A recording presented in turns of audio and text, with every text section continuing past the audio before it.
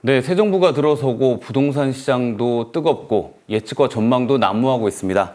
커넥티드 그라운드 최상욱 대표님 모시고 부동산 시장에 대한 궁금증 풀어보겠습니다. 안녕하십니까? 네, 안녕하세요. 오랜만에 최상욱입니다. 머니 올라오셨습니다. 네, 오랜만입니다. 네, 집값이 많이 올랐다고 하고 더 오를 거다 이런 전망도 있는데요.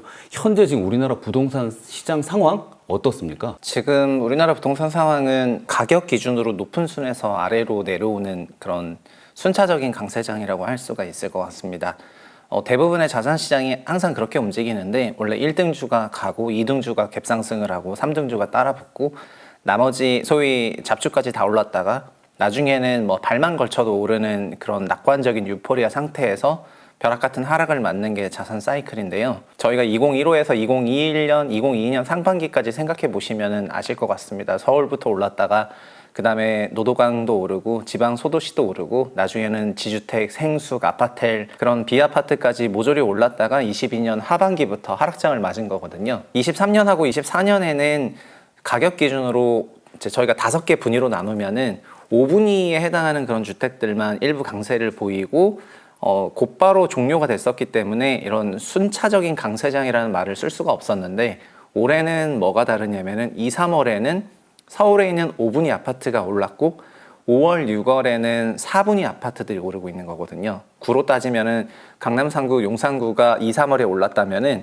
지금은 강남 3, 용산구에다가 그 다음 분이 4분위에 해당하는 지역들이 결국에는 마포, 성동, 양천, 동작 이 정도가 되는 강동 정도 되는 거예요.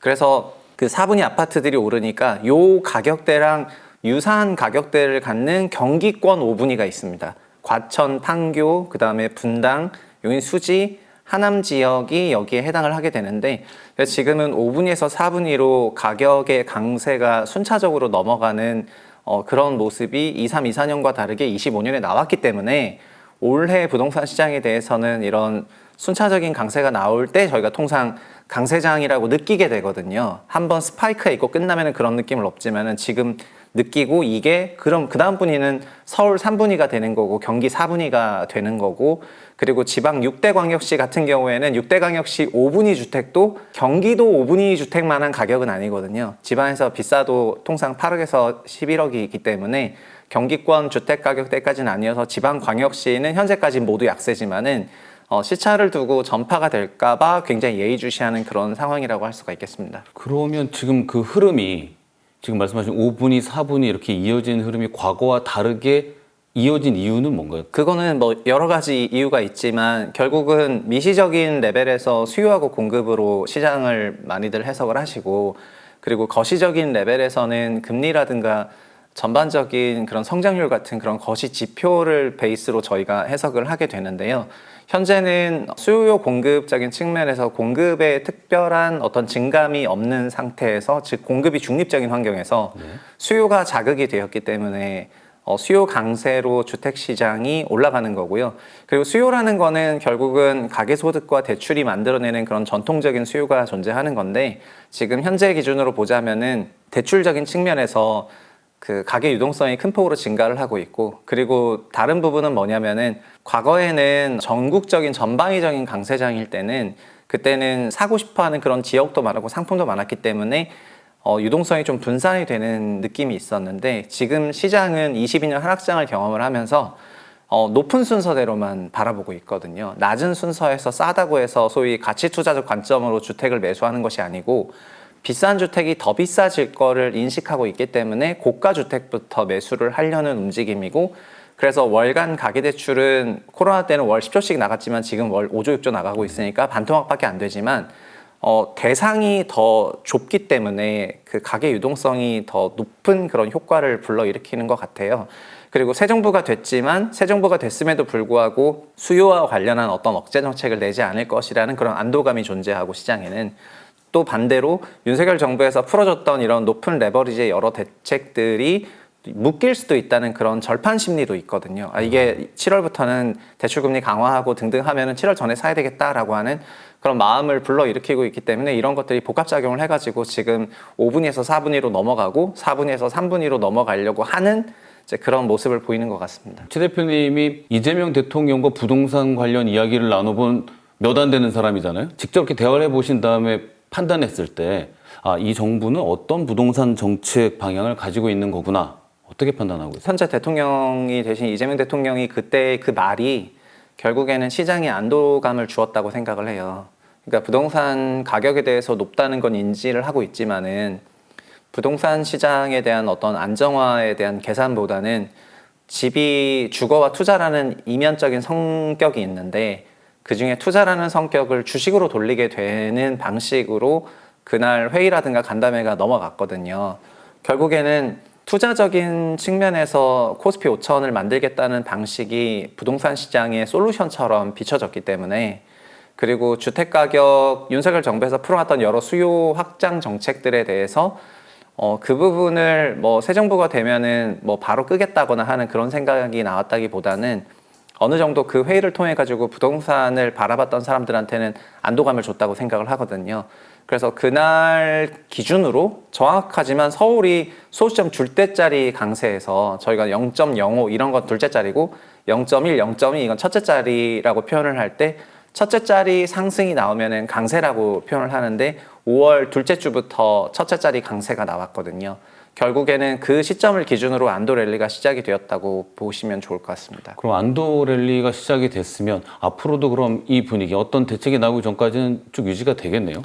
네. 이제 상황이 바뀌었으니까 그 이전까지는 소수점 둘째 짜리 상승세였기 때문에 부동산 시장이 굉장히 안정적이었고 부동산 가격을 뭐 문제시 한다거나 하는 그런 필요성을 당시에는 덜 느꼈었겠지만은 지금 6월 중순이 되고 나서는 소수점 첫째 달도 0.1이 아니라 0.2대가 나오고 있거든요. 그렇기 때문에 이 정도 강세가 나온 상태에서는 상황이 바뀌었기 때문에 인식도 달라지는 것이고 대책이 나올 거라고 생각을 하는 게 맞을 것 같고요. 결국은 시장에서는 앞으로 그럼 대책이 나올 것 같은데 어떤 대책이 나올까?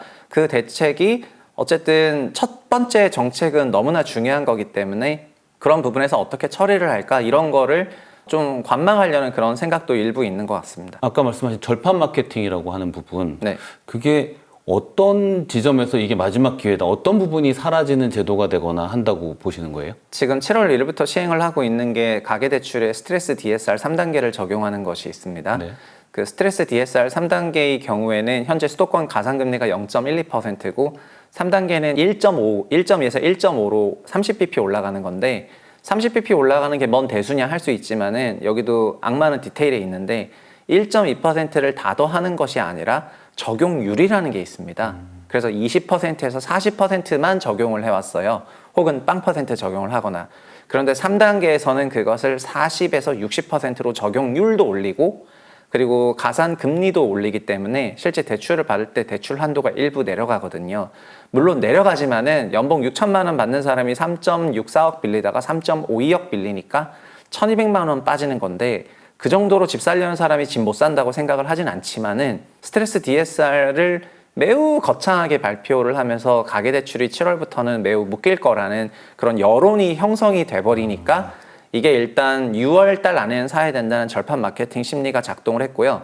두 번째는 윤석열 정부의 수요 촉진 정책 중에서 가장 유명한 것이 생애 최초 주택담보대출을 후순위로 받을 수 있는 정책자금 대출인데 이 정책자금 대출이 갖고 있는 파급력이 어느 정도냐면은 분당권에 있는 재건축 아파트 12억 정도 되는 건 전세 4억쯤 되는데요. 전세 4억 위에다가 후순위 6억을 받아가지고 그리고 자기 돈 2억 4천으로 그 집을 살 수가 있거든요. 12억짜리를. 네, 12.4를 2억 4천으로 전세 4억쯤 하니까 그 위에 6억 대출 받고 후순위로 6억까지 나오니까요. 그리고 자기 돈 2.4억이면 12억 4천짜리를 전세 끼고 후순위 끼고 사니까 LTV 80%의 초고 레버리지를 이용을 할 수가 있고 이렇게 이용한 거를 상생임대인에 등록하게 되면은 그 집에 거주하지 않아도 양도세 비과세를 받거든요. 그러면은 결국 초고 레버리지와 투자 목적의 양도세 비과세까지 패키지로 받을 수 있는 시스템이 22년 8월부터 시작을 했고 24년부터 이게 굉장히 보편화가 됐습니다.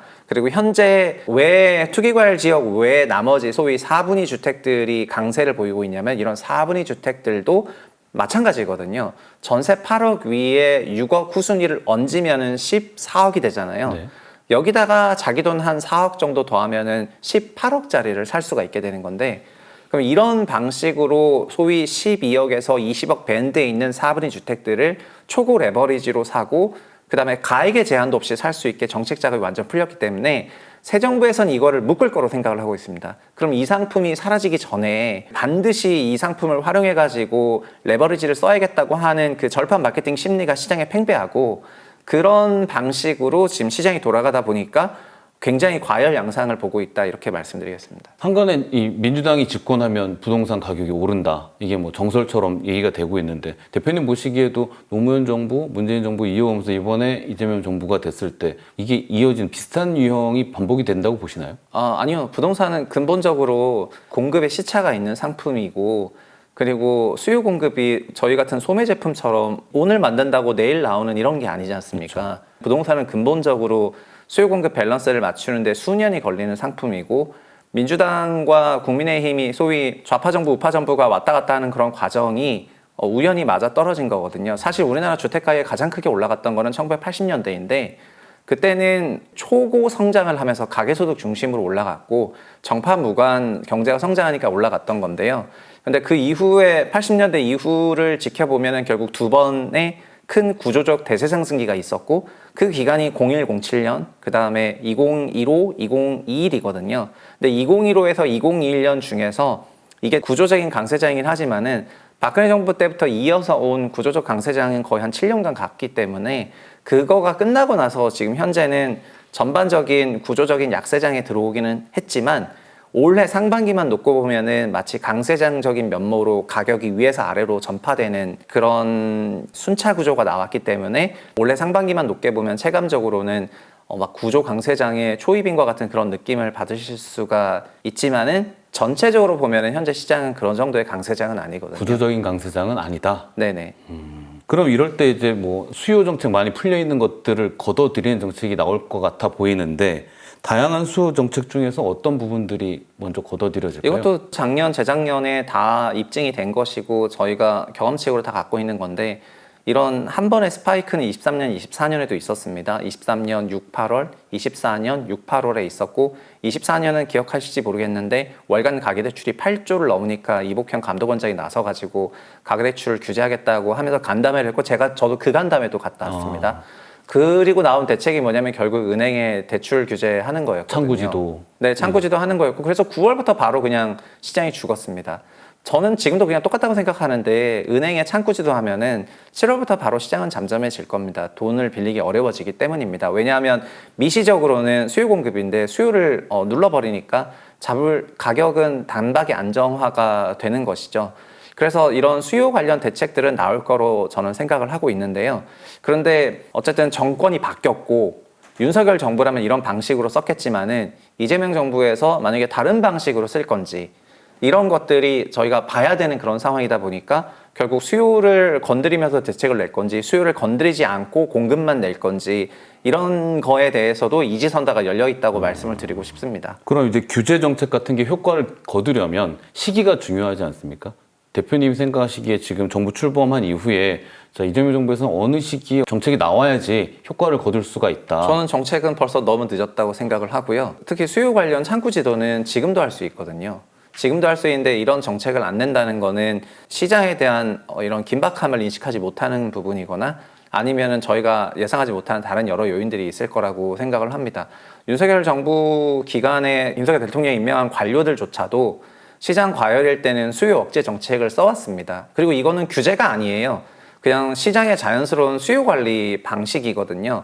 그런데 윤석열 정부에서 창구 지도하는 거는 그건 규제라고 당시 불리지 않고, 이재명 정부에서 만약에 수요 관리 정책을 쓴다고 하면 이걸 규제라고 보는 거는 저는 언론 프레임 문제라고 생각을 하고요. 이렇게 그냥 너무 자연스럽게 나오는 대출 유동성 풀리는 부분에 대한 대출 관리는 그냥 한국이 원래 해왔던 거시 안정성 프로그램의 연장선이라고 생각을 하는데, 그거가 지금 늦게 나오고 있다는 거에 대해서 저 개인적인 생각에는 윤석열 정부에서 이재명 정부로 바뀌고 있기 때문에 윤 정부 관료들이 지금 그때만큼 기민하게 일하지 않고 있다라고 생각을 하고 있습니다. 그럼 최 대표님이 생각하시는 바람직한 부동산 시장의 모습을 좀 그려본다면? 부동산에 대해서 논의를 안 하는 것이 가장 바람직한 부동산의 모습입니다. 이거는 그냥 무소식이 희소식이라는 말처럼 시장에서 높은 변동성을 만들어냈을 때 그것은 시장 관리의 실패라고 할 수가 있습니다. 그리고 애초에 우리나라 부동산이라는 것이 투자 대상으로 용인되어 왔기 때문에 그 투자 대상으로서 변동성이 높아지면 높아질수록 그 주택 시장을 안정화하려는 그 어떤 노력과 무관하게 높은 변동성은 높은 자금 수요를 끌어오게 되어 있습니다. 사람은 근본적으로 높은 변동성을 갖고 있는 위험 자산에 어느 정도는 끌리게 되어 있거든요. 그리고 가격 상승은 이거는 1920년대 투자자가 했던 말이지만은 가격이 상승한다는 거는 최고의 마케팅입니다. 가격이 상승하는 것만으로 마케팅이 되기 때문이에요. 결국 그렇다면 높은 변동성과 가격 상승을 갖고 있다면은 그 어떤 대책을 내더라도 그쪽으로 사람들이 관심이 쏠리고 돈이 들어가는 것을 막을 수가 없고, 그렇다면은 높은 가격 변동성을 감내해야 되는데, 그래서 결국은 시장에서 이런 변동성이 나오기 전에 변동성 관리를 잘 하는 것이, 무사고가 나는 것이 그러니까 참된 시장을 관리하는 사람들의 그 자세라고 생각이 되고요. 위기를 증폭해가지고 엄청난 위기 상황을 만든 다음에 짜잔 뭐 데우스 엑스 마키나 들어오듯이 이렇게 하니까 안정화됐으니까 우리 유능하죠? 이런 식으로 하는 것이 매우 무능한 관료라고 저는 생각을 하거든요. 그래서 애초에 이런 사단이 생길 거가 눈에 보였음에도 불구하고 이런 사단을 방조한 관료들이 주택 부동산 시장 안정화에 다 실패한 사람들이기 때문에 그냥 전반적으로 무능하다고 생각을 하고, 주택 시장은 그냥 안정적으로 갖고 가도록 제도, 유동성, 수요 공급 관리 등등을 눈에 안 보이는 데서 하는 것이 필요한 것 같습니다. 수요 공급 관리요. 뭐 일부에서는 보유세 올리고 양도세랑 상속세 낮춰서 이렇게 좀 해야 된다, 이런 얘기는 많이 나오고, 또 그건 시행은 되지 않고 있고. 그거는 장기적인 개념에, 결국 저희가 어떤 문제를 논할 때는 시차를 항상 얘기를 해야 되는데, 현재는 올해 2, 3월 강세, 5, 6월 강세이기 때문에 타임프레임이 기본적으로 1년 이하의 단기적인 그런 기준으로 이제 이런 여러 정책들이 나오는 것입니다.